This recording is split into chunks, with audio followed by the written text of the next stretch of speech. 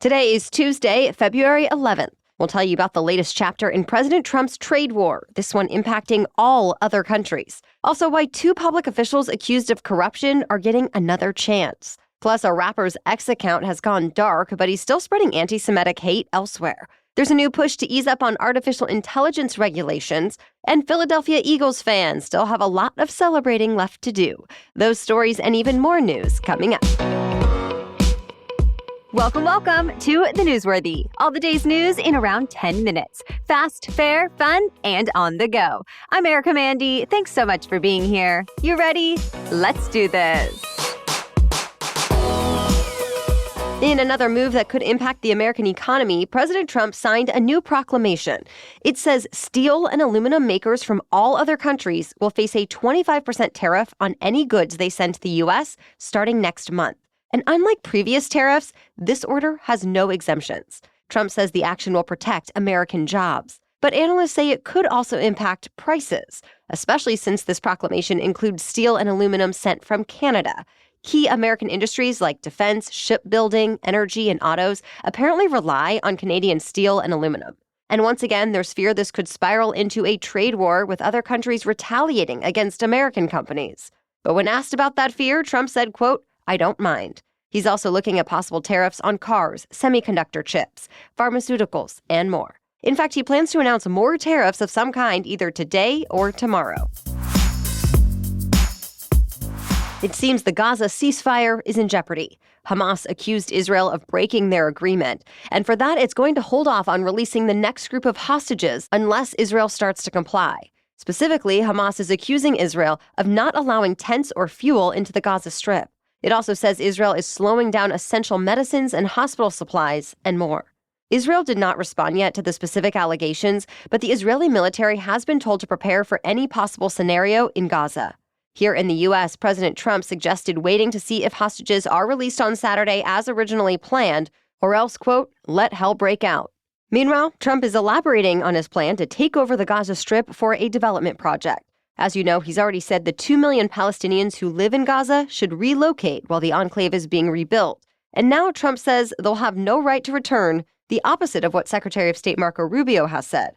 Besides the Palestinian Authority, Egypt, Jordan, the United Arab Emirates, and Qatar have all rejected Trump's plans. But Trump is meeting with many Middle Eastern leaders this week. The U.S. is no longer enforcing the law that says American companies cannot bribe foreign officials to win business. President Trump put the Foreign Corrupt Practices Act on hold, saying his Justice Department needs to come up with new guidelines that won't get in the way of America's economic interests. Trump explained, saying many deals can't get made because people are too afraid to do business under this ban. So he's hoping to streamline it. But some former officials say American companies actually like the law since they can cite it when they refuse bribes. Also this week, Trump fired the Office of Government Ethics Director. It's the main person charged with looking into the White House specifically for any kind of conflict of interest. Instead, Trump put his longtime ally and current Veterans Affairs Secretary, Doug Collins, in charge. The Trump administration is helping two public officials who have been accused of corruption. First, there's New York City Mayor Eric Adams. The new Justice Department under Trump told federal prosecutors to dismiss the charges against him. In a letter, the DOJ says the whole case was retribution against Adams for speaking out against President Biden's handling of the border crisis. Since then, Adams has promised to work with Trump on a stricter immigration crackdown. Remember, Adams was accused of accepting thousands of dollars in free or upgraded luxury travel as bribes from foreign nationals in exchange for political favors. He always said he was innocent. So far, no response from prosecutors.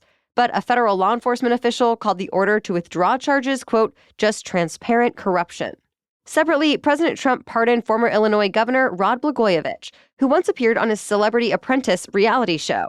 The ex-governor was convicted of corruption-related crimes, for example, trying to sell a U.S. Senate seat left open when Barack Obama became president. Blagojevich was sentenced to 14 years in prison. But after serving 8, Trump commuted his sentence during his first term, saying he believed Blagojevich had been set up. The decision was met with bipartisan criticism. But now Trump has gone a step further, granting Blagojevich a pardon. And that means he can now vote, serve on a jury, own a gun, and even run for political office again if he wants to. Support keeps rolling in for the man accused of killing the former United Healthcare CEO. An online fundraiser was set to help pay for his legal defense. And as of this morning, more than 10,000 people have given to the cause, and donations have surpassed $300,000. As we've mentioned before, the murder struck a chord with Americans angry at private health insurance companies for denying care and leaving families with medical debt. Investigators say they have plenty of evidence against the murder suspect, but he's still pleading not guilty. And the suspect's high-profile lawyer plans to argue the charges against him are excessive. Now the fundraiser is hoping to raise $500,000 to continue to pay for his defense. Americans are using their money to help California recover from horrific wildfires. Donations on GoFundMe to people impacted and fire relief efforts have exceeded those for all natural disasters worldwide last year. Since the fires broke out, people have donated more than $250 million through the crowdfunding site. And that's not the only way people are giving back. The recent Grammys and fire aid relief concerts also raised close to $125 million.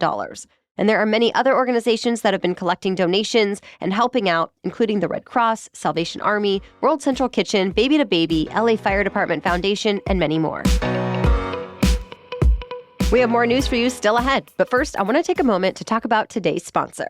When I have a special event coming up or even a date with my husband for this Valentine's Day, I want to present myself in the best way possible. So before I even think about clothes or makeup, I put on Lumi deodorant. I know Lumi works to keep me fresh and confident. In fact, Lumi is clinically proven to block odor all day and control odor for up to 72 hours. And I appreciate that Lumi products are paraben-free and safe to use anywhere.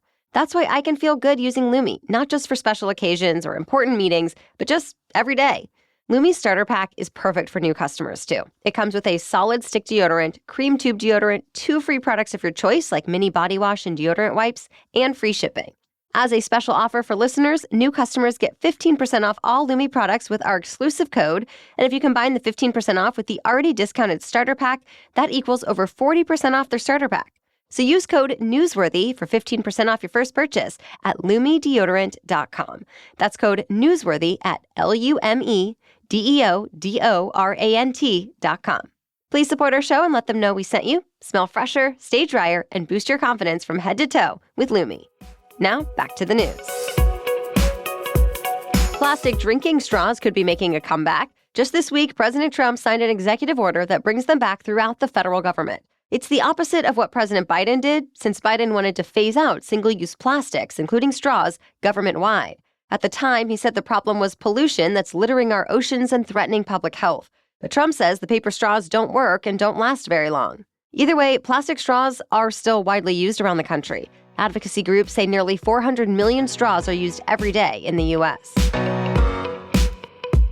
Elon Musk apparently wants to be involved in even more businesses.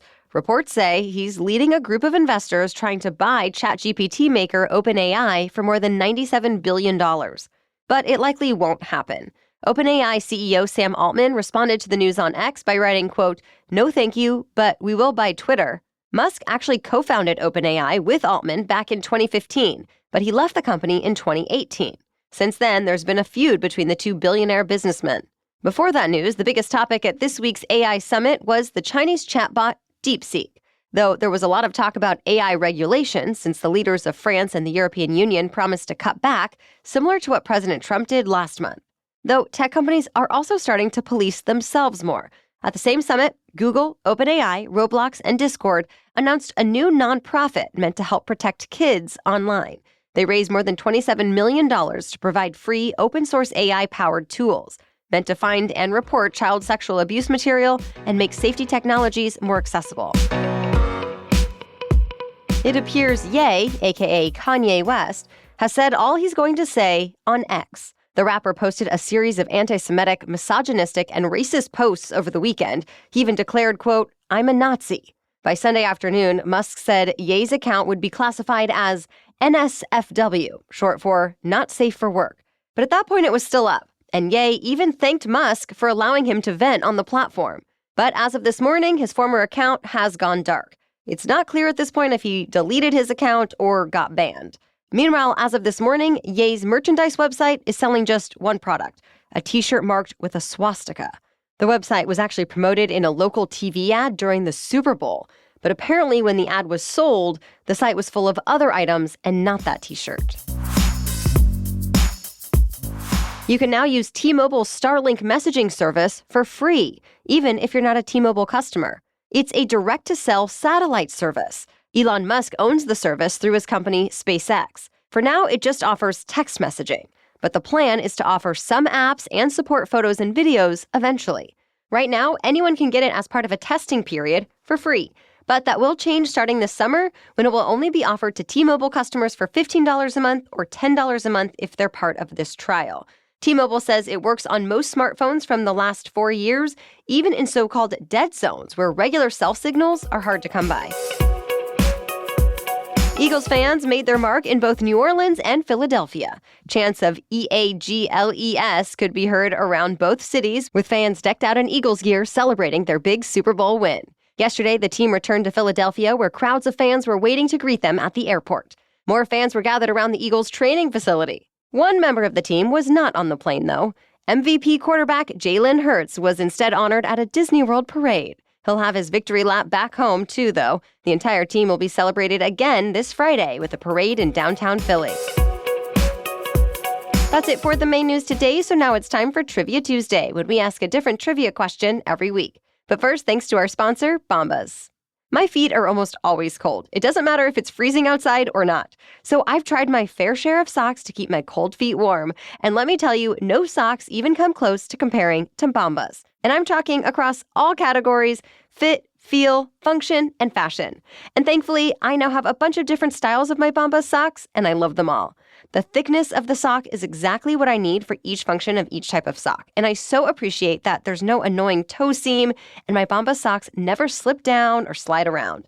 Plus, I adore that Bombas gives back.